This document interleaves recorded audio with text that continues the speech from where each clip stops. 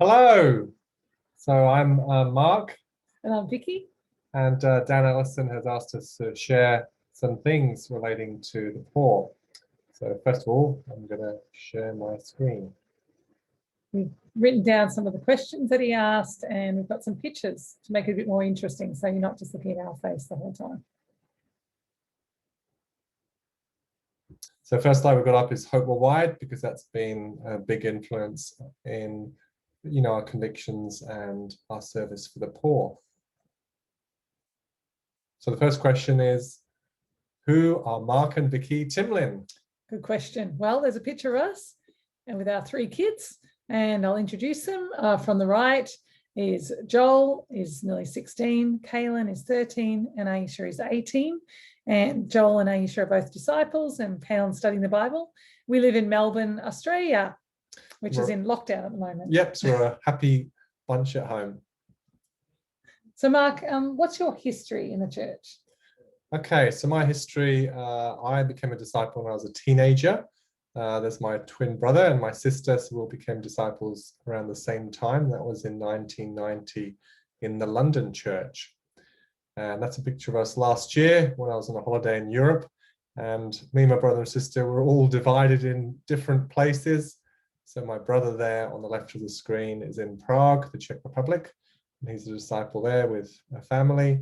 My sister, who's the little one in between us, she's in the Belfast church, again married with children, teen kids in Belfast, Northern Ireland. And I'm all the way over in Australia, Melbourne. So pass on to Vicki. Thanks, Mark. So the question was, tell us a bit about your history. Yeah, so this is me. I grew up on a farm in Australia, about an hour or so from where we live now, and like to have a lot of fun. I the youngest of 8 children. And I became a disciple in 97 in the London church. And soon after becoming a disciple, a few months later, I was 28. I started leading the teens in our sector. And then I went into the ministry in the October of the same year. And then we started dating in the December of that year and got married the following September. And luckily she married the right one. That's right. And which one is that? On the one on the left. Left of the screen. So that's we led a mission team. So again, I also went into the ministry as well. And then we led a mission team. So initially I led a mission team to Oxford, and then a second mission team to Southampton. After marriage. After marriage, yes, that was kind of fun. I think Vicki took this photo, so I'm down there with our mission team around us. So Mark, how did you build your convictions about the poor? Well, I think it was a good foundation. Probably started off with my mum. So that's a picture of her there. She unfortunately died when I was a teenager, but she actually got baptized before she died, and it was sort of bittersweet. And she really loved to help people. So she was very generous. She would always give money to the poor, but also she would roll up her sleeves and really serve. And I think that instilled that kind of value in me and my brother and sister. I think the other thing as a disciple, it was really part of our discipleship. So I remember that we would often be going out helping the homeless. In London, we had a Hope office where we had a 2-step program where disciples will be housing the homeless, and I think that's still going on now, and also a drug and alcohol, the ODAP program. So I think it was part of my spiritual journey. And then I think the other person that really influenced me was a person by the name of Mark Templer. Some of you may know him. And he had a real conviction about loving the poor. And I think that motivated me to actually go and travel all the way to India as a medical student, as a young disciple, and actually firsthand to experience seeing the poor really moved my heart, because I'd been in a sense protected from that real abject poverty, and that really built the conviction that I needed to do something to help the poor. And you can see that's me beside someone who's at the Village of Hope who has leprosy. Vicki, what helped you in terms of build those convictions for helping the poor? Well, I think it was growing up in our little local church in Australia and the country. We used to have missionaries come and share with us about the work that they were doing in poor countries. And that really inspired me. And I thought, one day I want to do something like that. It always stuck in my mind. And when I went traveling in my 20s, I went to Africa, 19 countries in Africa, and I saw a lot of poverty there as well. And it always stayed with me that I wanted to do something. And it wasn't till I met you that you shared your dream about wanting to go to Afghanistan and help the poor. And that was in line with things I wanted to do as well. So now we're going to share some short stories of experiences and some of the results of those experiences. So we're going to probably share mainly about the experiences we had in Afghanistan. And so we're there between the years of 2000 and 2005. And that's a picture of us looking very local. And that's, you know, 4 or 5 years later, actually leaving. And that's the people around us who, our staff and friends who we met along the way. And many of those are still our friends today. I think maybe, Vicki, do you want to share a little bit about, I think, your first experience? Because I think going to a very different culture, a very different country, that was a challenge for you, wasn't it? Yeah, well, when we traveled there, it was about 10 plus hours by road, very bumpy. A lot of the roads had been blown up by bombs through the war. And so we were driving along dry riverbeds and up again and around the edge of mountains, and actually looked down and said to Mark, we could die here. We could just roll down and die down the edge of this cliff. And it was a very exhausting experience. And then to arrive into Kabul in the night in the middle of winter, and it was cold and no central heating or anything like that.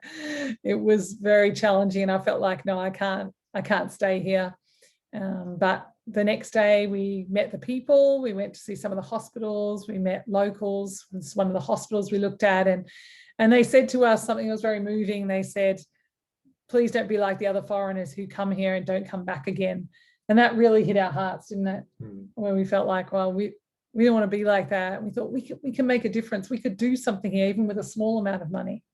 I do remember one funny thing was we'd just arrived. It was evening. Vicki was emotional. So there's no way I can stay in this place. It's too challenging. I said, okay, let's have a prayer. So I said, and I said to Vicki, why don't you pray for a sign? And she was like, okay, pray if it's meant for us to be here, that it would snow. And this is like, bear in mind, this is the middle of a drought, a 4-year drought. But amazingly, we woke up the next morning and there was a beautiful covering of snow everywhere. Not that Vicki's into science, but that was kind of I think a help from God. But I think it was really the people moved us. And then we did a kind of a tour of Kabul.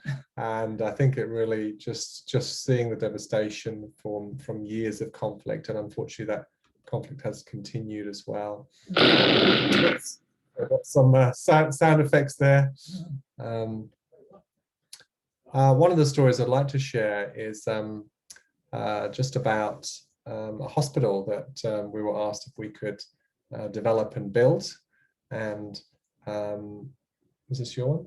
Yeah, I'll share about that. You share about this. We were with the hospital, public health person. They said, well, we really need a hospital rebuilt. And I said to Mark, look, we don't have the finances for that. And they said, it just needs doors and windows. So I said, okay, because I was in charge of the finance. I said, we can afford doors and windows. Surely we can afford that. And as they were driving us there, we're coming on. I said to Mark, wouldn't it be funny if it was that building there? And then they did a U-turn and came back. And we pulled into this compound. And as we went in, you'll see in the next slide, the devastation, that there's actually no roof, there's no wiring, there's literally just hardly any frame of the building there. But after applying for some funding, we were able to get some money from different governments and non-government organizations, and we were able to rebuild the hospital in 4 months, which was incredible. And that was totally God, through lots of prayer and hard work as well. Incredible. That was an incredible miracle. That was the first hospital rebuilt under the new interim government.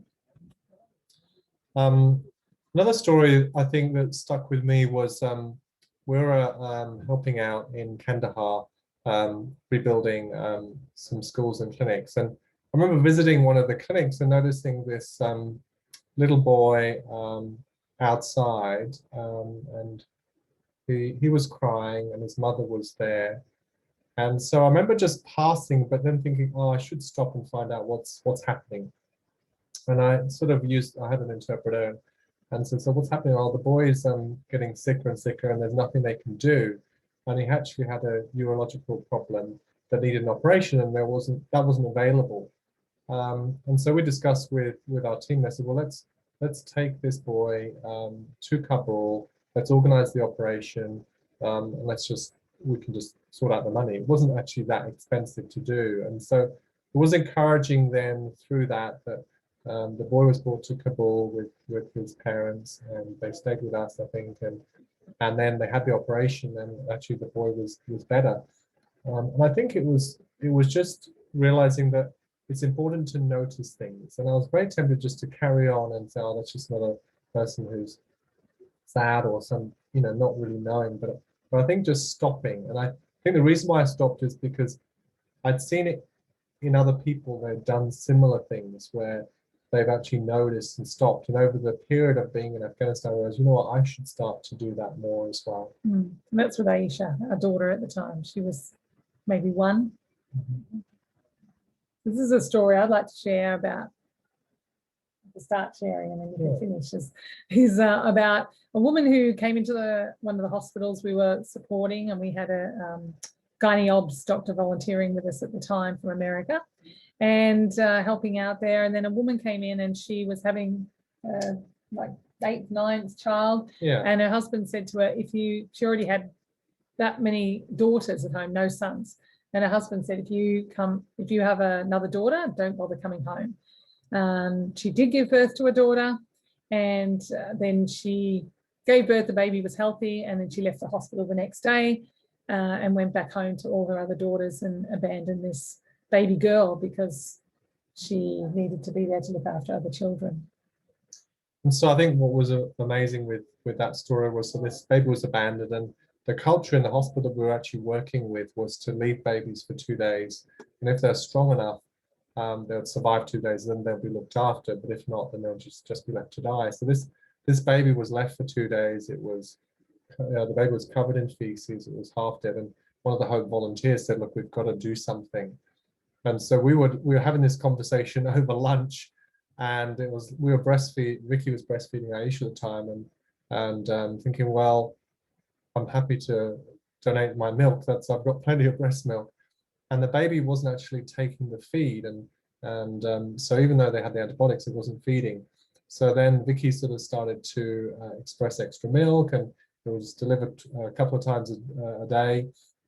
And the baby suddenly started to thrive and get better. The antibiotics kicked in, and then the baby stayed with us for a while as well. So you can see the baby on the left of the screen. Her name is Anissa.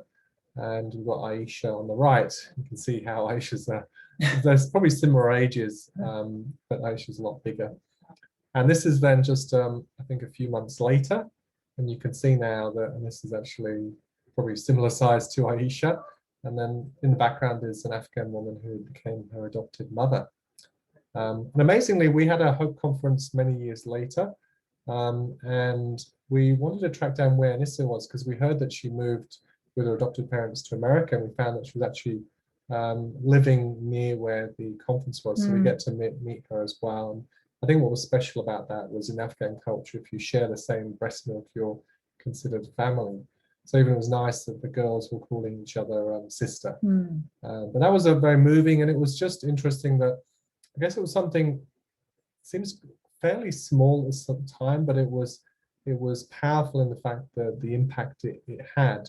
And I guess it's the message for us. It was just do what you can. You may not be able to do that much, or may not think you can do that much, but whatever you can do, God can use that to have an impact. And so there's Aisha and Anissa together.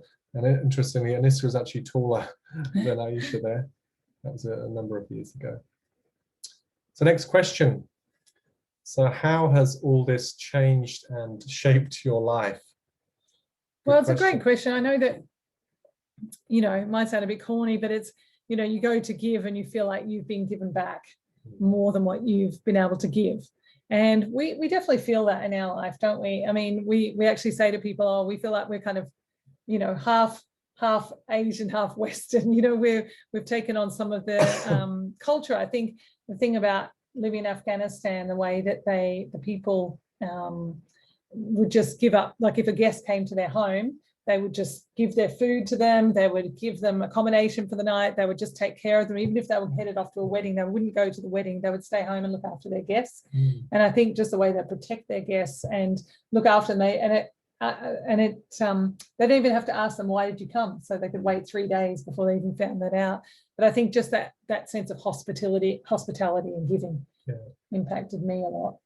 Yeah, that's a big thing. And you really got the sense of they would give you the best and everything, even when they had nothing. And also people were like, they would invite us over, but they'd be afraid because having foreigners over would potentially put them at risk as well. Under the Taliban. So I think that hospitality, I think for us, what changed us was also people that inspired us. I think even now, being a few years older, just seeing other people like Dan and Mary Allison, you've got Jason and Kelly Reinhardt there as well, just seeing them come in and just leave everything and serve. Dan and Mary took over, and I know that they've sort of continued that journey of service, and I think that's been a real upward call to me, not to sort of think, oh, I've done my time in Afghanistan, but it's no, we're here to serve and to continue to serve.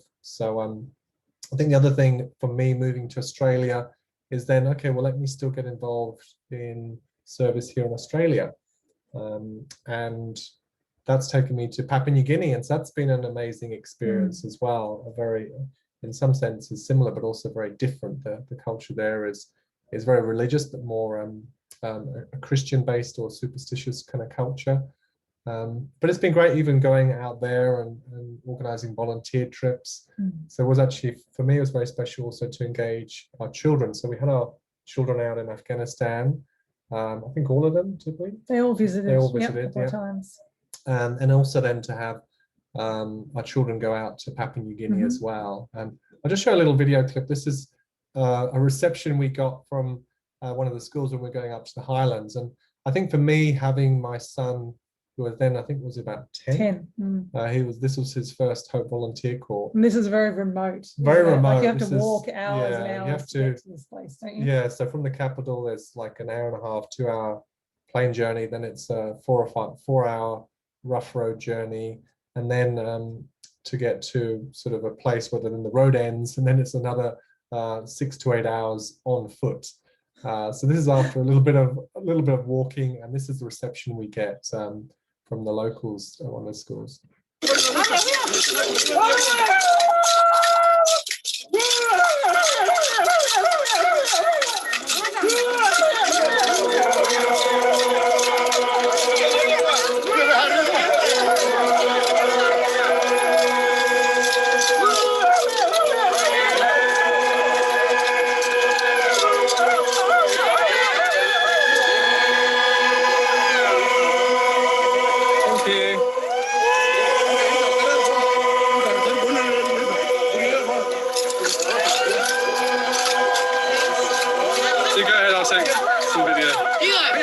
Take some photos. Okay, so yeah, and again, that was with a group of volunteers. So I think we're coming towards the end. So how do you think individuals can be used in programs like yours? Well, I think it's a challenging one in terms of going to a place like Afghanistan. So I think with some of that stuff, probably just be on the lookout for opportunities, but maybe just wait till the security is better. We've currently just got local staff in Afghanistan. But again, I think our dream is to, when things are safe enough, we want to go back, we want to engage. But I think also volunteer corps, Hope volunteer corps are great. And I think that we've, you've been involved with those things in Papua New Guinea and yeah.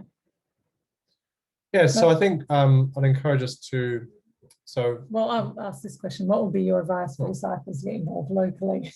Thanks. Ask the question first. So look, I think locally, donations go a long way. So I think organising some fundraising. So I think I've got, we did some fundraising for the Philippines, for India, and again, disciples got involved in that, and that was helpful.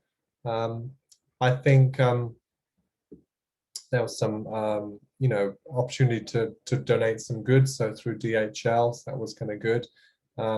Different ministries wanted to help out, so we had the campus ministry do a little fundraiser, and the funds were used to buy some sleeping bags, and then they were due to do that this weekend, but because of lockdown they had to postpone. But then to go out and to meet the homeless and to distribute those as well. So I think it's simple things where you can actually do something. So I'd always encourage people, just start small. It doesn't have to be overwhelming. Yes. You may have a local Hope chapter, so see what they're doing and support the program that's already there.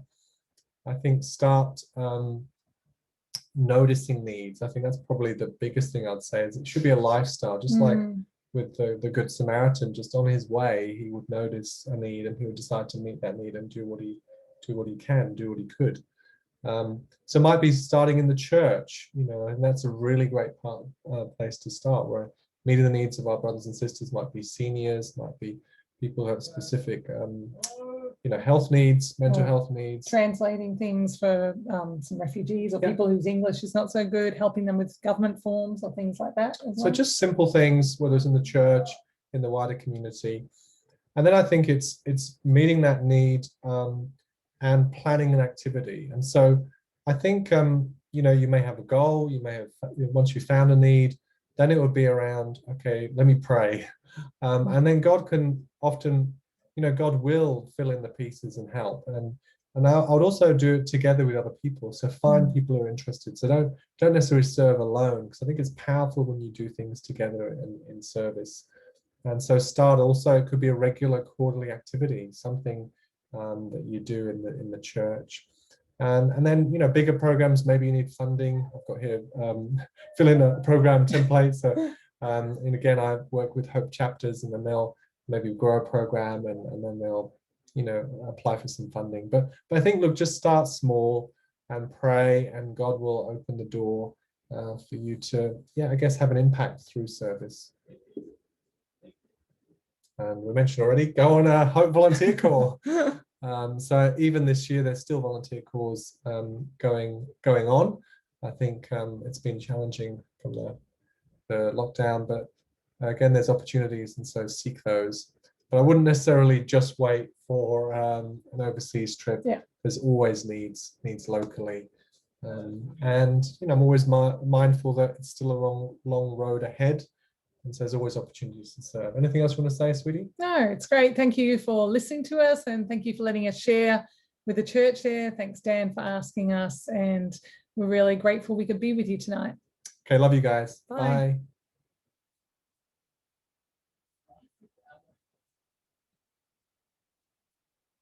Stop recording.